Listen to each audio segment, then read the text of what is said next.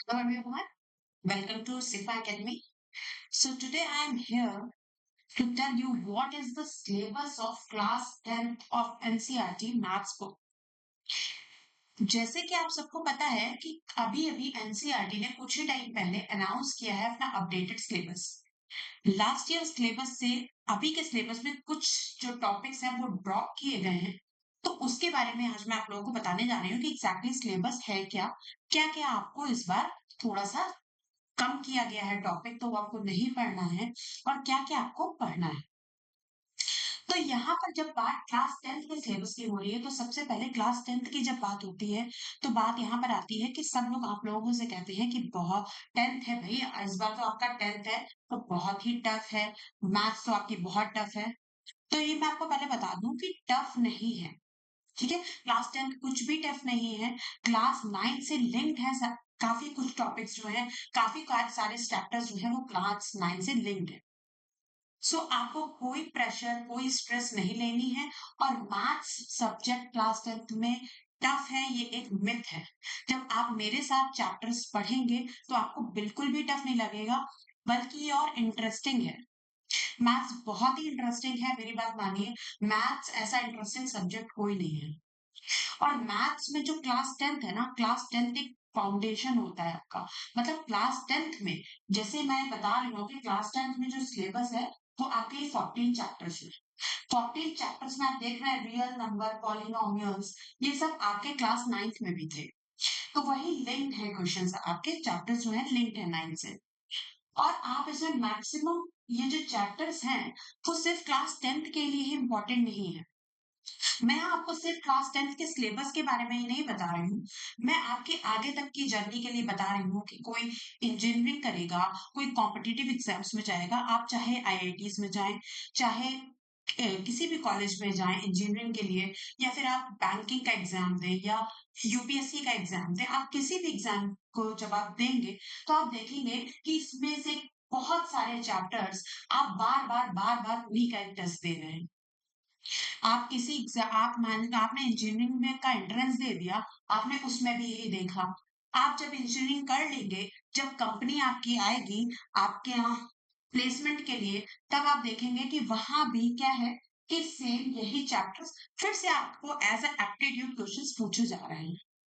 तो इसका मतलब ये है कि जैसे माँ अपने बच्चे का साथ नहीं छोड़ती है ना, हाथ नहीं छोड़ती है, वैसे ही ये सारे चैप्टर्स भी आपका साथ नहीं छोड़ने वाले हैं, काफ़ी टाइम तक। चाहे वो कॉम्पिटिशन के एग्ज़ाम हो, चाहे वो आपका भी 10th में, फिर 12th में भी इसका अपडेटेड सिलेबस आएगा। आप ये समझ लीजिए कि अगर आप इंजीनियरिंग का एग्ज़ाम देंगे, तो उसका लेवल कुछ अलग होगा। आप कॉम्पिटिशन का एग्ज़ाम देंगे, आपका लेवल कुछ और होगा। आप एप्टीट्यूड देंगे प्लेसमेंट का, उसमें लेवल कुछ और होगा। But the matter is same. Topic same रहेंगे, बार-बार आपको यही यूज़ करना है।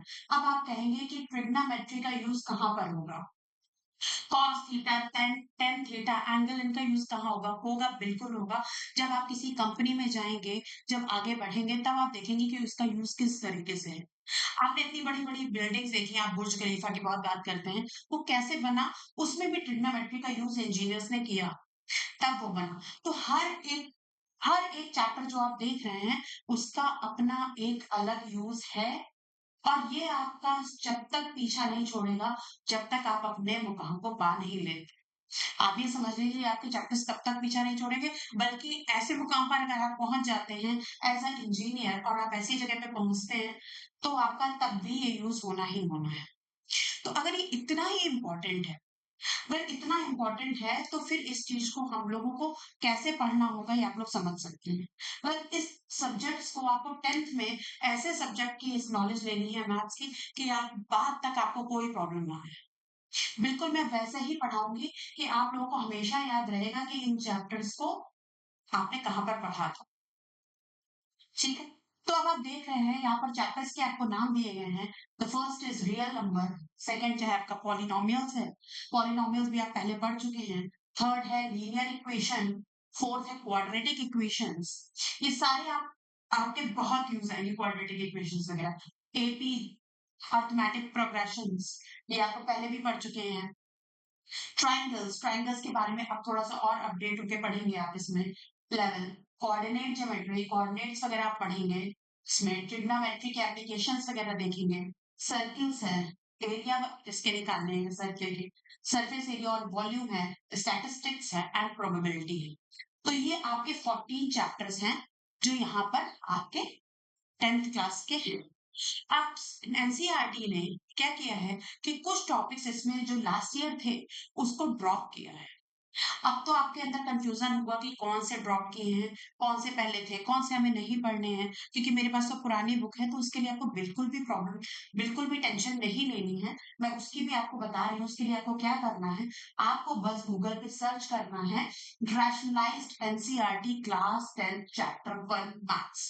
ठीक है, अगर आपको चैप्टर 1 के बारे में पढ़ना है तो आप डालेंगे चैप्टर 1 मैथ्स। अगर आपको चैप्टर 2 के बारे में पढ़ना है तो rationalised NCERT class 10 chapter 2 maths. आप ये जैसे ही सर्च करेंगे तो यहाँ पर देखेंगे आप पीडीएफ है।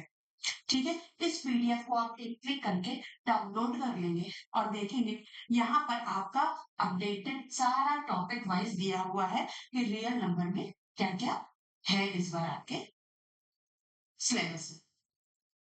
तो आपको जो भी सर्च करना है आप यही डालेंगे, एनसीईआरटी का rationalise chapter 1 class 10 maths, class 2 maths rationalise करके आपको गूगल पे नॉर्मली सर्च करना है और ये पीडीएफ ओपन करके आपको देख लेना है कि आपके चैप्टर में क्या क्या अपडेट हुआ है। ठीक है, ये बात रही आपके चैप्टर्स की और अपडेटेड सिलेबस की। तो बिना किसी टेंशन के आप लोग पढ़ाई अपनी स्टार्ट कर दीजिए। मेरी बात मान के कि ये चैप्टर्स आपका पीछा इतनी आसानी से नहीं छोड़ने वाले, इसलिए इसको ऐसे पढ़ना है कि सिर्फ आपको बोर्ड का एग्जाम देना है ये सोच के नहीं पढ़ना है। आपको ये सोच के पढ़ना है कि ये वो सीढ़ी है, वो पहला स्टेप है जो आपको आगे तक पहुंचाएगी।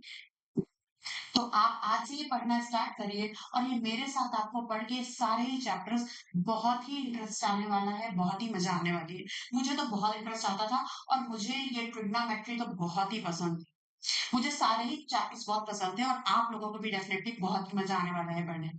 तो चलिए, आज के लिए मैंने आपको इतनी जानकारी दी कि कैसे सिलेबस में अपडेट हुआ है और कैसे आपको सिर्फ क्लास 10 को लेके नहीं चलना है, आगे तक को लेके चलना है। इसी के बाद से अब स्टार्ट करेंगे हम लोग चैप्टर वाइज पढ़ना कि कैसे हम लोग रियल नंबर्स को पढ़ेंगे, कैसे पॉलिनोमियल्स को पढ़ेंगे और कैसे चैप्टर 14 तक हम लोग कंप्लीट करेंगे। तब तक के लिए थैंक यू। और अगर आपने मेरा चैनल सब्सक्राइब नहीं किया है तो आप प्लीज सब्सक्राइब करिए और अगर आपको ये वीडियो पसंद आ रही है तो उसे लाइक करिए। Thank you.